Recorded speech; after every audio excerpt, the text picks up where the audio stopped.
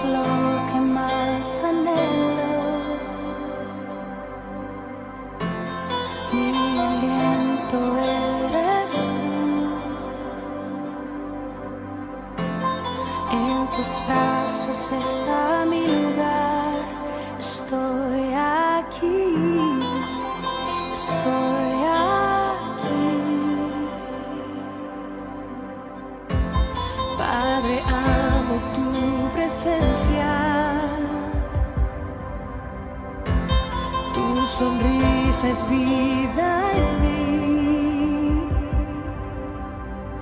Segura en tu mano estoy. Confío en ti. Confío en ti. Quiero ir más profundo. Llévame más cerca, donde te encuentro, en el lugar secreto. A tus pies me rindo, pues toda tu gloria quiero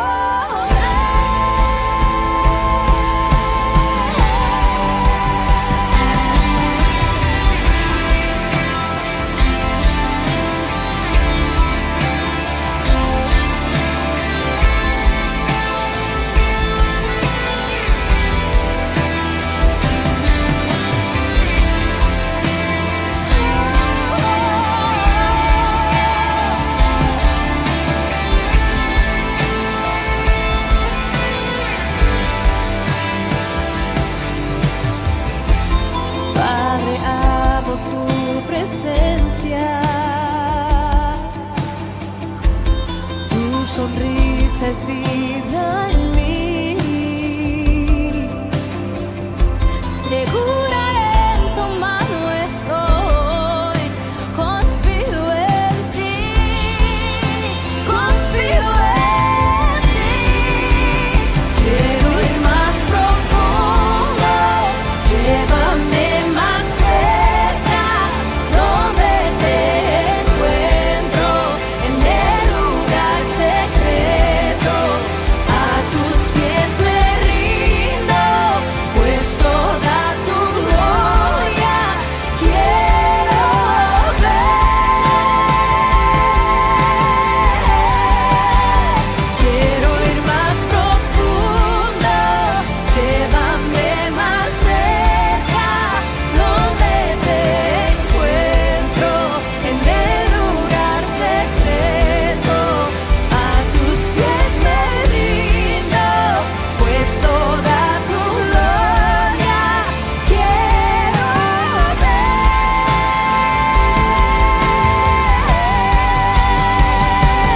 Solo quiero poderte ver.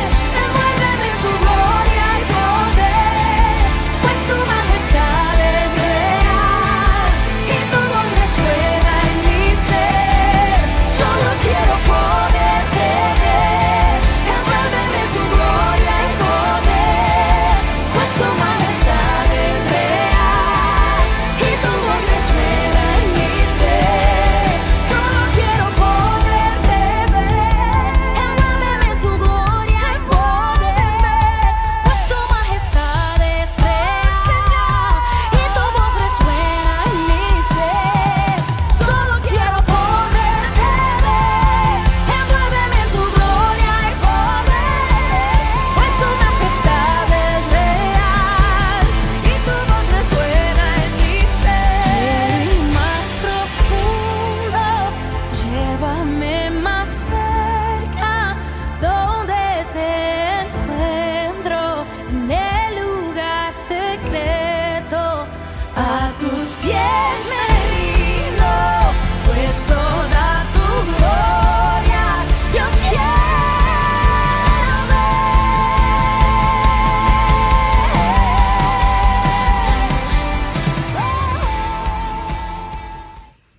Dios te bendiga, mis amados hermanos, amigos, qué alegría estar con ustedes otra vez compartiendo la bendita palabra de Dios en este nuevo año. Te invito a que abras la palabra de Dios al Evangelio según San Juan capítulo 21. Y vamos a leer, aunque vamos a hacer referencia a toda la historia, Vamos a concentrarnos específicamente en los versos del 15 al 19. San Juan 21, 15 al 19. El tema es el poder restaurador de la resurrección. Y si te preguntas, pero pastor, ¿por qué hablar de la resurrección en el nuevo año? Es porque el poder de la resurrección está disponible para nosotros 365 días y un cuarto cada año. Y no solamente eso, estamos entrando en el conteo progresivo hacia el 2033, el 2000 aniversario de la muerte y de la resurrección de nuestro Señor Jesucristo. Así que quería en este primer mes del año tocar base con el bendito poder de la resurrección de Jesús. Vamos a leerlo. Dice así la palabra de nuestro Dios. Cuando hubieron comido, Jesús dijo a Simón: Simón, hijo de Jonás, ¿me amas más que estos? Le respondió: sí, Señor, tú sabes que te amo. Él le dijo: apacienta mis corderos. Volvió a decirle la segunda vez: Simón, hijo de Jonás, ¿me amas? Pedro le respondió: sí, Señor, tú sabes que te amo. Le dijo: pastorea mis ovejas. Le dijo la tercera vez: Simón, hijo de Jonás, ¿me amas? Pedro se entristeció de que le dijese la tercera vez: ¿me amas? Y le respondió: Señor, tú lo sabes todo, tú sabes que te amo. Jesús le dijo: apacienta mis ovejas. Dios bendiga su palabra. Vamos a orar. Padre amado, qué preciosa oportunidad de acercarnos confiadamente al trono de tu gracia y acercarnos a tu palabra que es viva y tiene poder y que puede ministrarnos en nuestra más profunda necesidad. Saber que tú eres la palabra de vida, amado Jesús.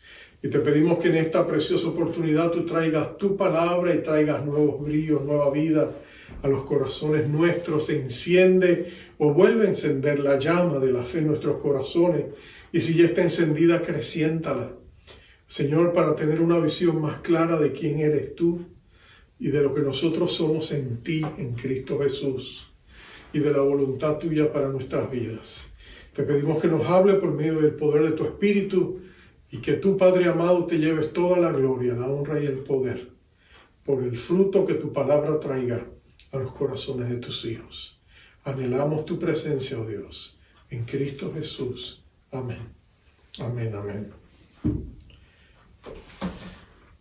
Hace unos años atrás, un joven se paró al lado de un zafacón en el metro, el subway de una ciudad populosa y sacó su instrumento de música, como suelen hacer aquí los músicos en Nueva York muchas veces.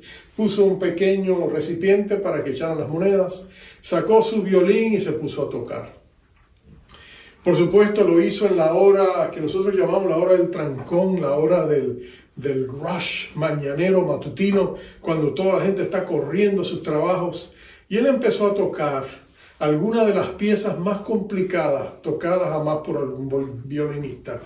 La gente, algunos le prestaron atención, otros siguieron caminando como si totalmente lo ignoraron.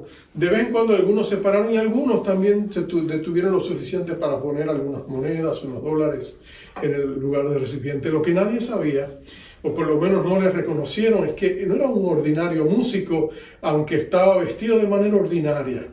Era el afamado Joshua Bell, posiblemente el mejor o uno de los mejores violinistas del mundo. Él estaba ya con un violín Stradivarius que costaba $3.5 millones. Y allí ese hombre que cobra más de $1,000 por minuto en sus presentaciones en los grandes lugares de espectáculos, estaba ya dando lo mejor de su arte gratuitamente como un experimento social para ver si la gente despertaba y apreciaba la música que se le estaba presentando. Pero la mayoría de la gente no apreció lo que tenía allí. Y muchas veces nosotros pensamos en estos humildes pescadores que caminaron con Jesús. El mundo los miraba y no estaba impresionado con ellos. Los miraba como gente iletrados y del vulgo, le llamaban los líderes de la crema religiosa judía en Jerusalén. Los miraban con menosprecio, los miraban un desdén que no se puede explicar. Y sin embargo, ellos llegaron a ser los grandes apóstoles de los cuales hoy hablamos y todavía nombramos a nuestros hijos con sus nombres. Pero el momento histórico de esta escena es maravillosa. Si tú recuerdas, Jesús ha resucitado entre los muertos y en par de ocasiones se presentó ante los discípulos en el aposento alto. Y allí les dijo, paz a vosotros, les recordó la misión que él tenía para ellos y les llenó de extraordinario gozo al darse cuenta que su amado Señor estaba vivo. Pero ahora de pronto él les dio un mandato, les dijo, vayan a Galilea, a un monte específico, esperen allí, porque allí nos vamos a encontrar. Pero no es allí donde esta escena toma lugar. Es todo lo contrario, no está en la montaña, está en el valle del mar de Galilea. Allí Pedro ha decidido salir a pescar. Pedro ha tomado a algunos de sus amigos, o mejor dicho, quizás sus amigos le acompañaron, y se subieron al bote con él, por lo menos 7 de los discípulos de Jesús, de los apóstoles que eran pescadores. Y en el capítulo 21, en el verso 12, nos nombra que estaba, además de Pedro, estaba Tomás, estaba Natanael, el de Caná, estaban los hijos de Zebedeo, Juan y Santiago, y 2 discípulos más cuyos nombres no se dan. Pero ellos están con Pedro porque Pedro necesita su compañía. De hecho, Pedro no ha sido el mismo desde los eventos de Semana Santa. Desde que él negó al Señor 3 veces, él no ha sido el mismo. Pedro realmente está entristecido, Pedro está mermado, en cierta medida él está disminuido. Y es en ese momento donde sus compañeros salen a pescar con él. Y Pedro pasa toda la noche pescando infructuosamente. Pasaron toda la noche y si estaban desanimados, eso no les animó en nada. Fracasaron rotundamente. En la mañana siguiente, con los primeros rayos de la aurora, ellos deciden regresarse a la costa. Y es cuando van llegando, después de haber reunido sus redes, y van llegando para empezar el proceso de limpieza de las redes, cuando de pronto escuchan a alguien que les habla desde la orilla, un extraño, que les dice, la voz de aquella figura solitaria en la playa les dice, hijitos. La expresión significa como muchachos, tienen algo de comer, en otras palabras, han pescado algo, traen algo que podamos comer. Y por supuesto, casi a coro, todos le dicen no, y posiblemente no con el mejor ánimo.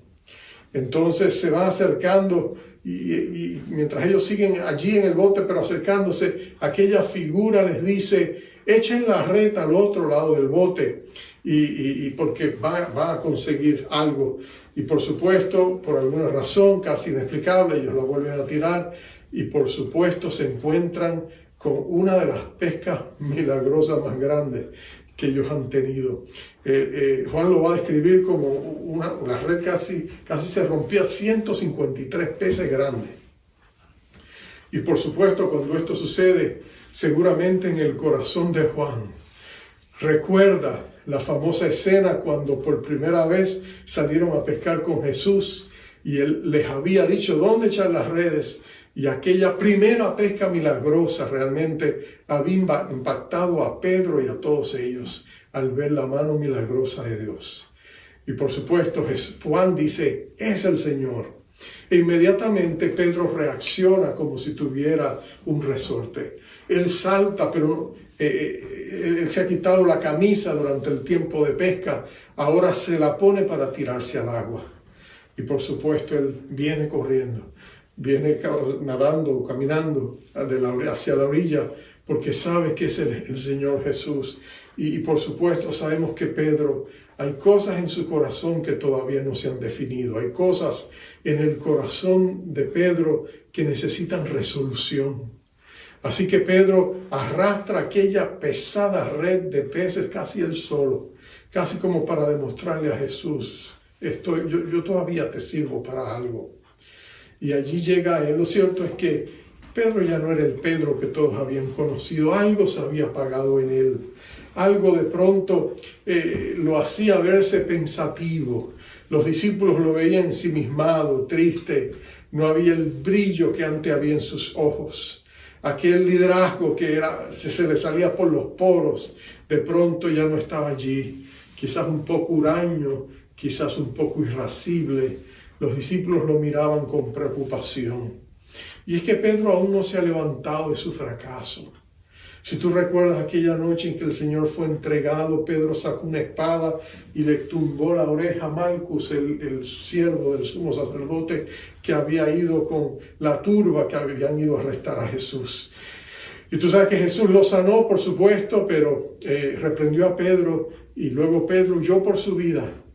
Él trató más tarde de seguir a Jesús como un encubierto, pero cuando fue confrontado 3 veces, él negó a Jesús esas 3 veces.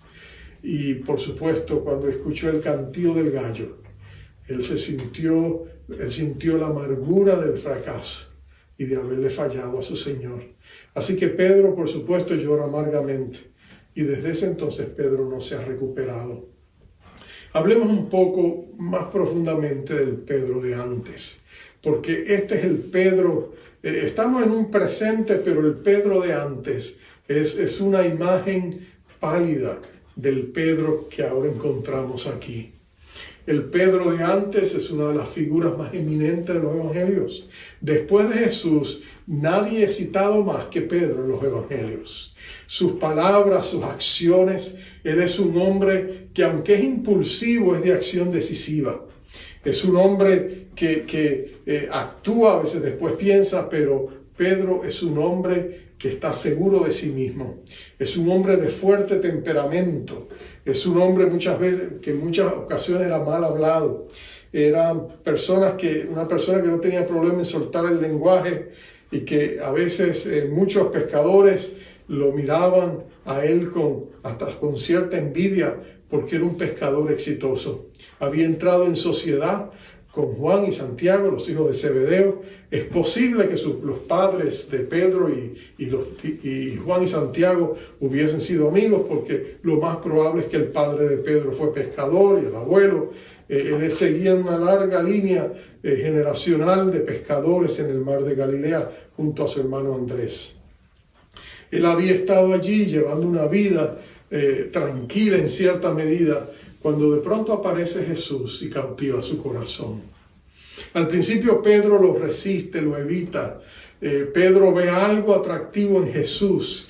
Está intrigado por la personalidad carismática que sale por los poros de este humilde carpintero de Nazaret, pero también le teme. Pedro sabe que este hombre es santo y él no lo es, así que él lo evita hasta que Jesús mueve las circunstancias y van a los hilos de las situaciones hasta aquel encuentro en aquel bote cuando él salió a pescar con Jesús. Y ante aquella pesca milagrosa, él cae postrado ante los pies de Jesús, ¿te acuerdas? Y le dice a Jesús: Señor, apártate de mí, soy hombre pecador. Y Jesús le dio una gran promesa, le dijo: no te preocupes, Pedro, no temas, porque yo haré de ti un pescador de hombres. Y ahí Pedro queda cautivado y él camina el resto de su vida con Jesús, el resto de ese tiempo que Jesús estuvo con ellos. Pedro hace grandes sacrificios, él abandona su práctica, su trabajo, su profesión, pone a su familia en alto y él se dedica a caminar y a seguir a Jesús en su ministerio itinerante. Donde quiera que va Jesús, allí está Pedro. Pedro se sigue enamorando de Jesús. Hay un gran sentido de compromiso en la parte de Pedro y hay un gran sentido de en cierta medida, fervencia y entusiasmo de él hacia Jesús. Hay un alto compromiso, él está dispuesto a todo.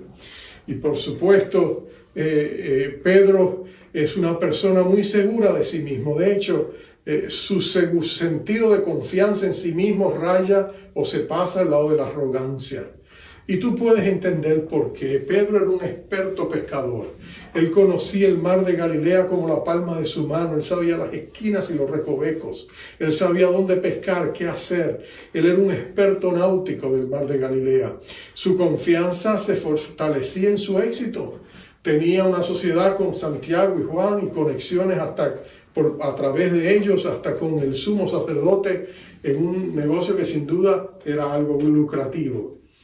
Pero por supuesto nosotros sabemos que después de su caída, aquella arrogancia, aquel sentido de autosuficiencia de Pedro se ha desinflado completamente. El Pedro que le había dicho a Jesús, aunque todos los demás te nieguen, yo nunca te abandonaré, ahora se encuentra de que no solamente le abandonó, él falló peor que los demás discípulos, posiblemente con la excepción de Judas, ¿no es cierto?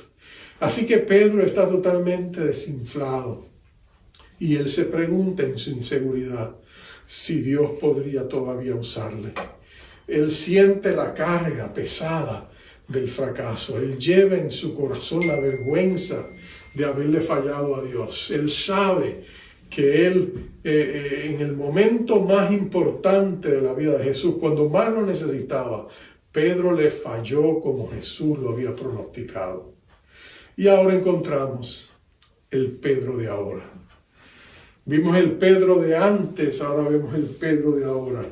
Y este es un Pedro que ha caído del propio pedestal en que él se había subido. Es un Pedro que ahora siente que su vida está indefinida en cuanto al futuro. Jesús se encontró con ellos, él se alegró de la resurrección de nuestro Señor, fue empoderado, regocijado por la buena noticia. Pero ahora que han pasado unos días y Jesús, después de aquellas 2 primeras apariciones, no ha vuelto a aparecerse, Pedro ha quedado a solas con su conciencia, con su vergüenza y con su dolor. Y el enemigo ha tenido un día al campo con la conciencia de Pedro. Sin duda que lo ha acusado, lo ha azotado, lo ha zarandeado, lo ha acabado de denigrar. Y Pedro se siente tan culpable y tan disminuido que él no sabe si Dios lo puede hacer. Él está viviendo con el peso de un fracaso que no puede remediar. Quizás tú puedas entender eso.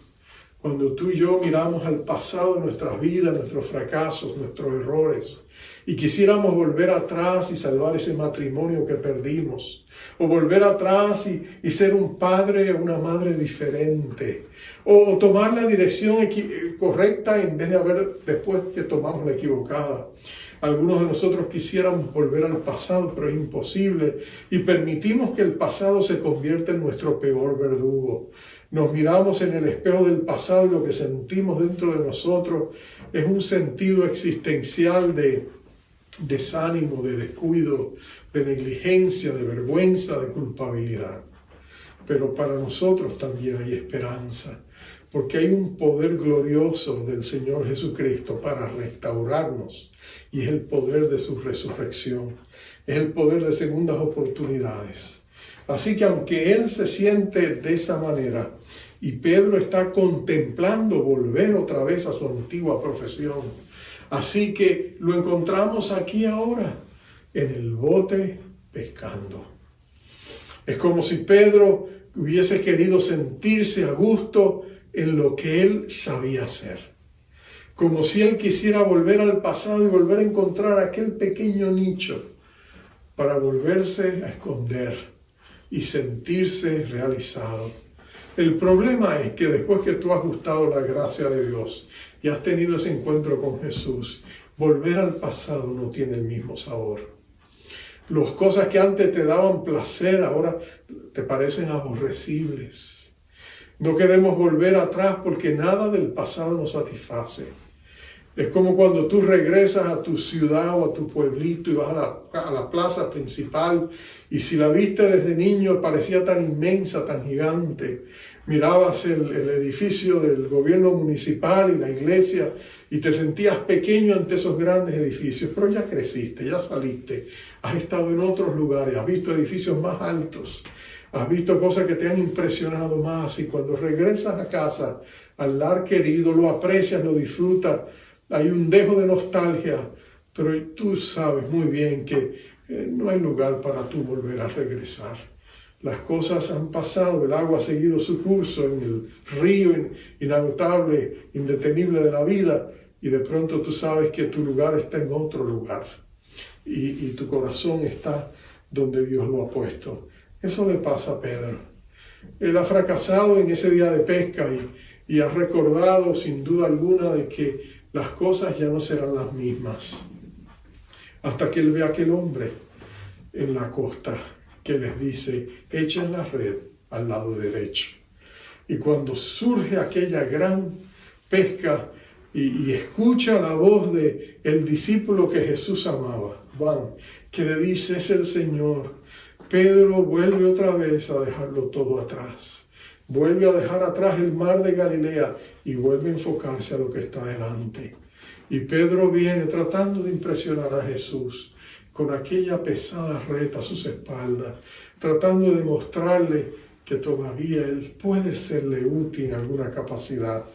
Quizás no las altas y elevadas expectativas pasadas, pero de alguna manera él quiere sentirse conectado con Jesús. Él ama a Jesús, no te equivoques. El problema de Pedro es que Pedro,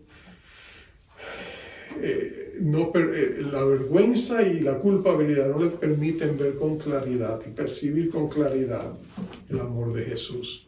Sus sentidos y sus receptores emocionales han sido atrofiados por su pecado y ahora él necesita restauración.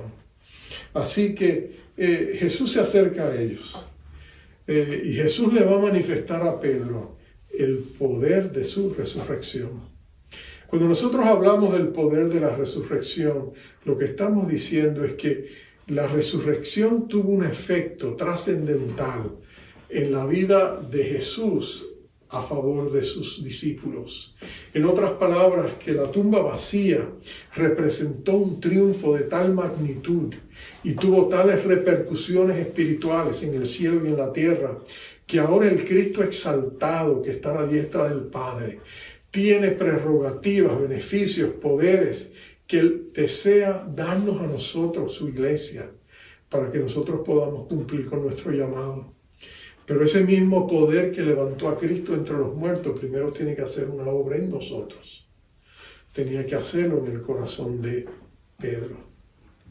Más tarde, años después, cuando él había sido restaurado y había visto el poder de la resurrección de Cristo, él escribiría en su primera carta y diría que él había renacido a una esperanza viva por medio de la resurrección de Jesucristo.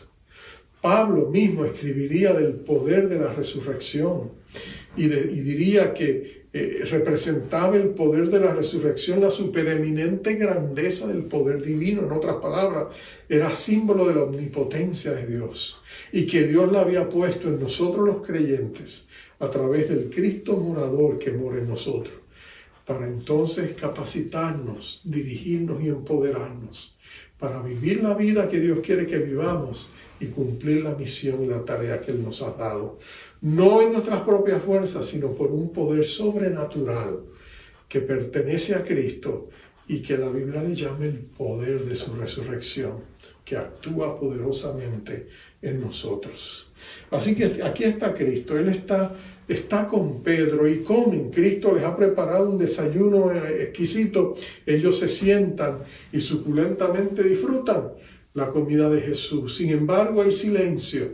Y de pronto, cuando han terminado de comer, Jesús llama a Pedro aparte, probablemente. Comienza esta breve discusión, o esta breve conversación, debo decir, que él tiene con Pedro. Es interesante que Jesús comienza preguntándole a Pedro, Pedro, ¿tú me amas? La pregunta es significativa. Tú me amas. Pedro quiere mostrarle al Señor Jesucristo que Él le ama. Es interesante que Jesús comienza con el corazón. No se va al pasado, a eventos pasados. Jesucristo no se va a tratar de explicar o decirle a Pedro por qué falló, por qué fracasó. No, Jesús sencillamente va al corazón de Pedro y le hace una pregunta significativa. Le dice, Pedro, tú me amas. Y tú quizás te preguntas, ¿por qué Jesús empieza con el corazón? ¿Por qué Jesús le pregunta a Pedro si le ama? Pero cuando tú miras la Escritura se hace claro. El mandamiento más grande jamás dado al hombre, el mandamiento que Jesús llamó el más grande de todos, es el mandamiento que dice, amarás a Jehová tu Dios con todo tu corazón, con toda tu alma, con toda tu mente y con todas tus fuerzas. Y la segunda parte, amarás al prójimo como a ti mismo. Pero el mandamiento más grande, y es el que todos quebrantamos, es el mandamiento de amar a Dios. La pregunta va a tenor de esta realidad. Para Jesucristo lo más importante es cómo amamos. Cuando nosotros vayamos al cielo, Jesús no va a estar impresionado por nuestros éxitos o nuestras posesiones o qué hicimos o qué no dejamos de hacer. Él lo que va a querer saber es cómo amamos. Fuimos canales a través del cual su amor se manifestó a otros. ¿Pudimos nosotros disfrutar el amor de Dios? ¿Pudimos nosotros representarlo como embajadores de ese amor? Es interesante que al lado de Pedro hay otro discípulo que se llama Juan. Y Juan solo quiere ser recordado, y lo único que él aspira y menciona en este evangelio glorioso acerca de sí mismo es que él era el discípulo que Jesús amaba.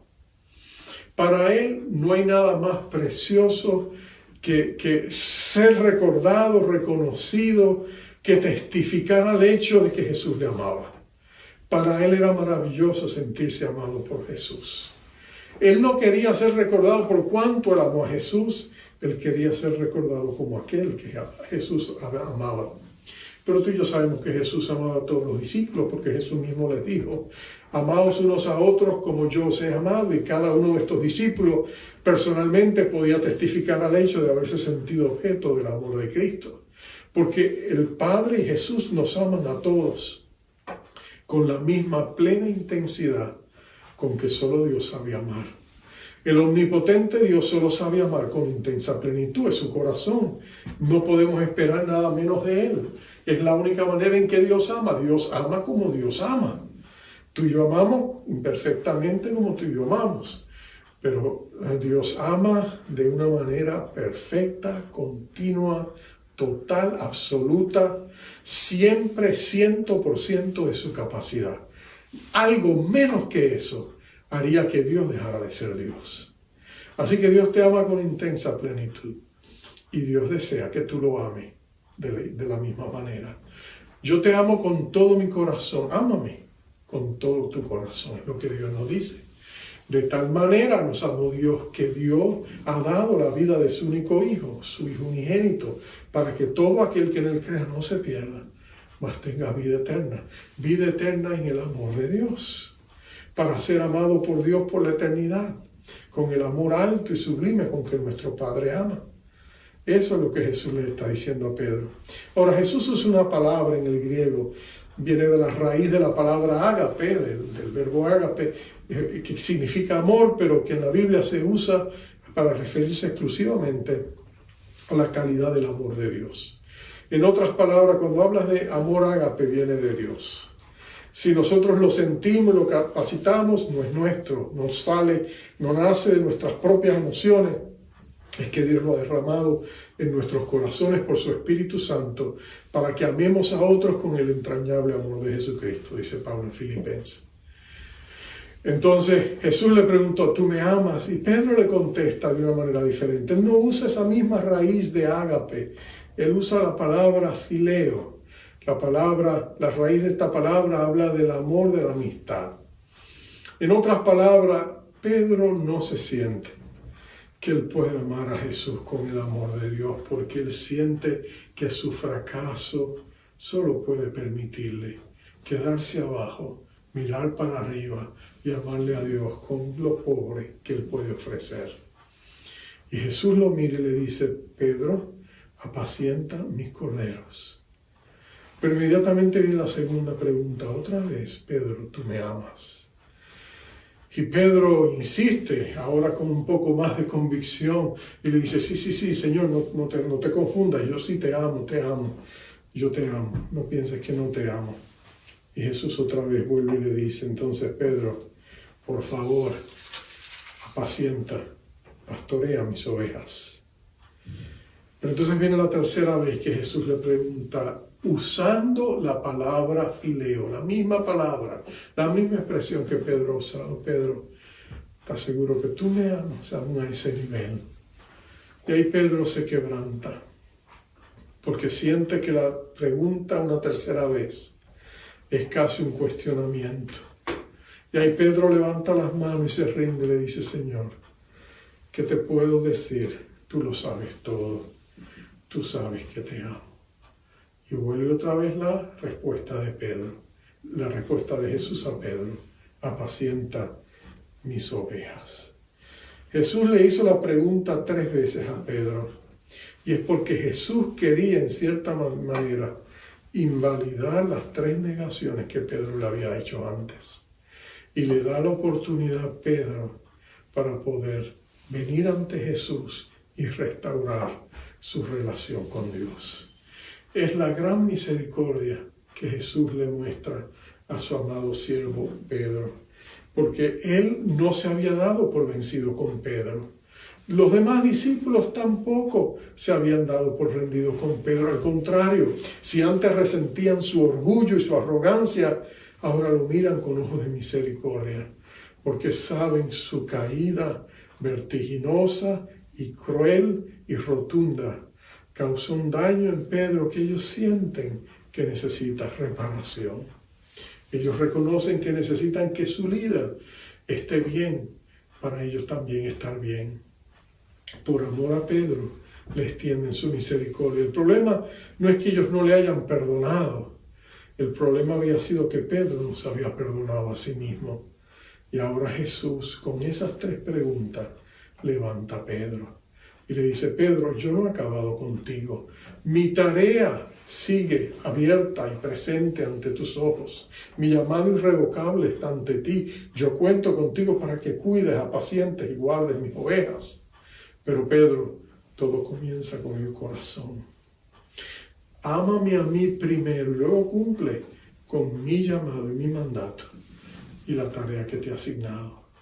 Más adelante, en el verso 18, él le va a decir, de cierto te digo, cuando eras más joven te ceñías e ibas a donde querías, mas cuando ya seas viejo, extenderás tus manos y te ceñirá otro y te llevará a donde no quieras. Esto dijo dando a entender con qué muerte había de glorificar a Dios. Y dicho esto, añadió, sígueme. Mira esto. Jesús le está diciendo a Pedro, Pedro, tú has sido bien independiente toda tu vida, tú has sido autosuficiente, tú has sido un hombre de acción decisiva. No siempre has pensado, pero te lanzas. Te lanzaste del bote para caminar sobre las aguas a pesar de las olas, a pesar de los vientos huracanados. Te lanzaste por impulsivo. Eres como el que se tira de un avión y después dice dónde está el paracaídas. Pero Pedro tiene esa impulsividad que en cierta medida lo hace intrépido, audaz y muchas veces errado. Pero nota que Jesús no se ha dado por vencido con él. Jesús le está diciendo, Pedro, yo no he acabado contigo, es más.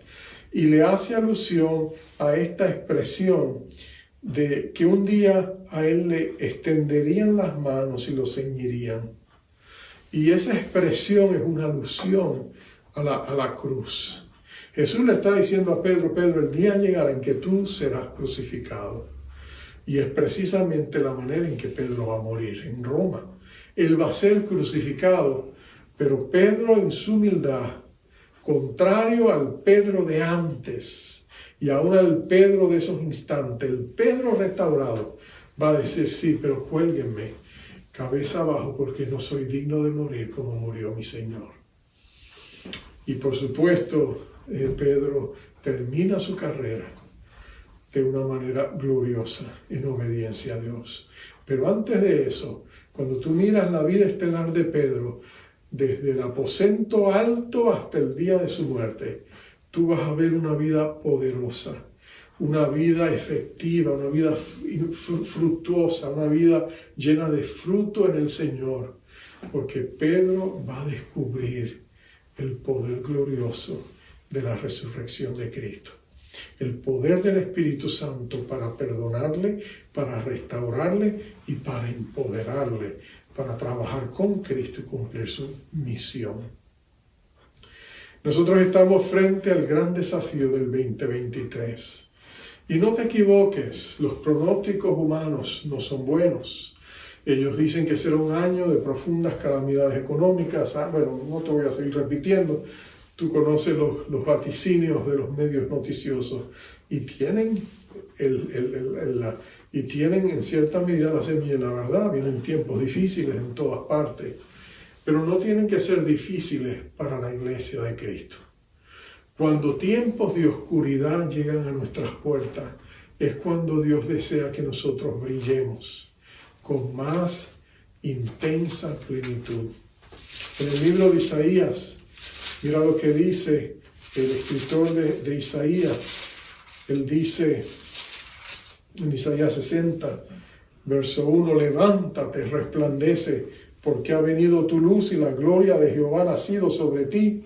Porque aquí que tinieblas cubrirán la tierra y oscuridad las naciones, mas sobre ti amanecerá Jehová y sobre ti será vista su gloria. En otras palabras, la iglesia no tiene que ir al paso del mundo. La economía del mundo no es la economía de Dios. Nosotros seremos sacudidos como el mundo será sacudido, pero ten la convicción de que el buen pastor estará con nosotros. Nada nos faltará. Dios caminará con nosotros, nos sustentará, nos fortalecerá y veremos su gloria, porque Dios es bueno y para siempre es su misericordia. Los discípulos enfrentarían grandes desafíos, correrían grandes peligros, pero la presencia manifiesta de Jesucristo estaría con ellos. Y al fin y al cabo, su fe prevalecería sobre un mundo perdido, pródigo y pecador. Tú tienes la misma promesa. Lo que tú y yo tenemos que hacer es conectarnos al Señor, buscar su rostro, abrir las puertas de nuestro corazón para que la gloria de Dios descienda a nuestras vidas y nos transforme, y nuestros hogares y nuestras familias, que saque de nosotros el temor y la ansiedad que está reinando en los corazones de tantas personas.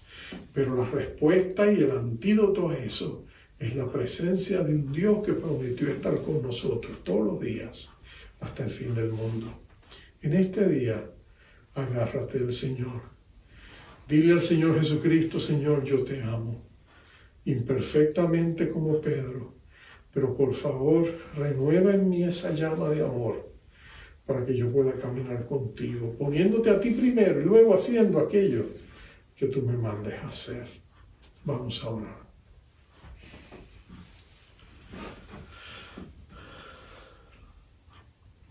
Padre, gracias por Pedro. Gracias por la vida de un hombre que en muchos sentidos fue un gran hombre, a pesar de sus grandes defectos. Fue un hombre de un gran compromiso, un hombre de una devoción ferviente, un hombre que lo dejó todo por seguirte a ti, por caminar con Cristo. Un hombre que realmente creía que él podría vivir la vida que te agrade en tus propias fuerzas. Él no se percató de que te necesitamos a ti, amado Cristo, para agradarte a ti. Que tenemos que movernos de una vida de autosuficiencia a una vida de absoluta dependencia en ti. Una vida donde decimos: Señor, estoy en tus manos, como barro en las manos del alfarero. Moldéame a tu gusto, Señor. Te entrego mi corazón. Obra en mí. Señor, no quiero hacer mi voluntad, quiero hacer la tuya. Guíame, fortaléceme y bendíceme. Cuando tú te acercas a Dios con esa humildad, Dios la encuentra irresistible. Padre amado, tú conoces lo que hay en el corazón de mis hermanos. Llévale a una profunda rendición y entrega. Llévales a reconocer que te necesitamos. Lleva a tu iglesia a un momento donde nosotros podamos decir: Señor, crece tú en nosotros y enséñanos a menguar, a depender de la obra de tu Espíritu y no de nuestros propios recursos y aptitudes e ingenuidades. Señor, ayúdanos a entender que los recursos de tu Espíritu son más valiosos y efectivos que los recursos humanos, que aunque son útiles, Señor, sin ti en ellos, son solamente, Señor, herramientas que no van a dar el resultado eterno que tú deseas. Por lo tanto, Señor, aquí está nuestra vida. Ayúdanos a entender que nuestra mayor prioridad eres tú. Y que cuando nos acercamos a ti, como Pedro lo hizo, a pesar de nuestros defectos y pecados, tú nos abres los brazos y nos ayudas a crecer y a perfeccionar nuestro amor. Danos el deseo de Pablo cuando decía que su mayor ambición era conocer a Cristo y el poder de su resurrección. Ayúdanos a anhelar también ese glorioso poder sobrenatural que viene de ti. Y ayúdanos a morir a nosotros mismos para que la vida de Jesús se haga manifiesta en nosotros. Pero pedimos todo para tu gloria, en el nombre maravilloso y bendito de nuestro Rey Jesucristo. Él sea la gloria por los siglos de los siglos. Amén. Amén, amén. Amado hermano, te enviamos como siempre con el cariño y el mejor deseo de que Dios te bendiga. Y te damos la bendición sacerdotal de Números capítulo 6, cuando Dios dijo, así bendeciréis a mi pueblo. Jehová te bendiga, Jehová te guarde. Jehová haga resplandecer su rostro sobre ti y tenga de ti misericordia. Jehová alce sobre ti su rostro y ponga en ti paz. Bendiciones. Encontré agua que da vida, encontré agua que da vida, encontré. Es un manantial que sacia mi alma. Encontré pan de vida, encontré pan de vida, encontré y jamás seré igual.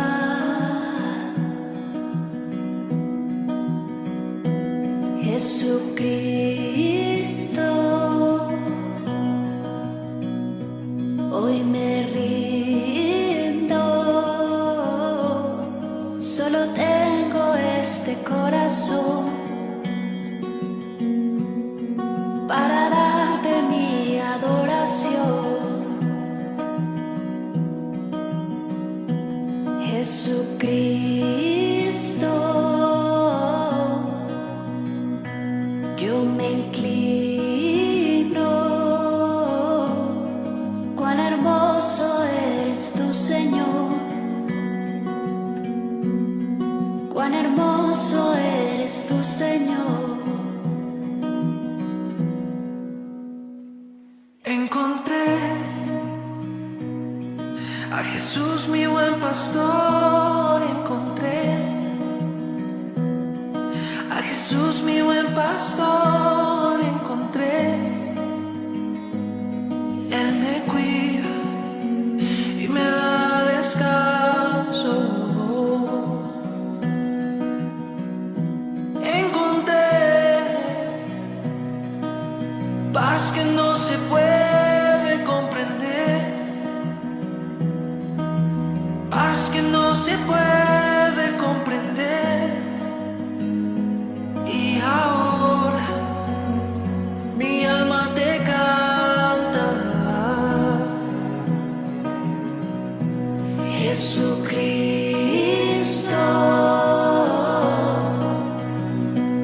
hoy me rindo. Solo tengo este corazón para darte mi adoración. Jesucristo,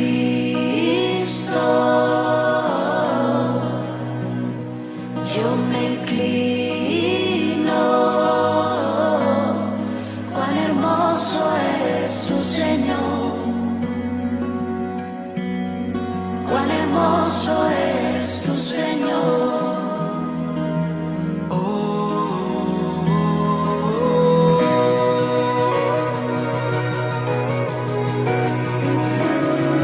Cuán hermoso eres.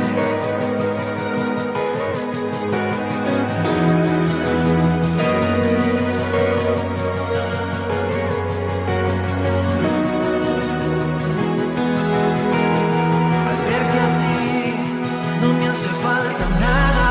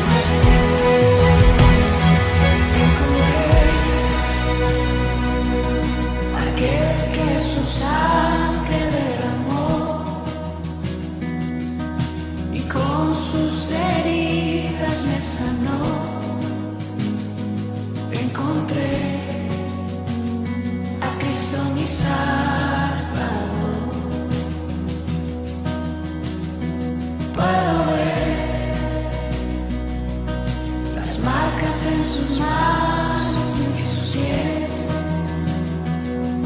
el amor del cielo demostrado en él. Oh Jesús, Cordero de Dios,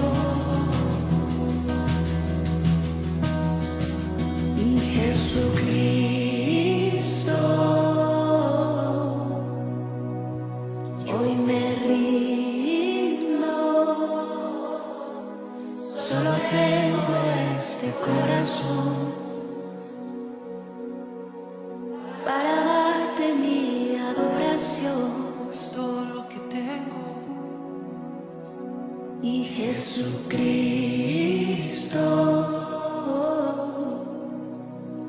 yo me rindo. Cuán hermoso es tu Señor. Cuán hermoso es tu Señor.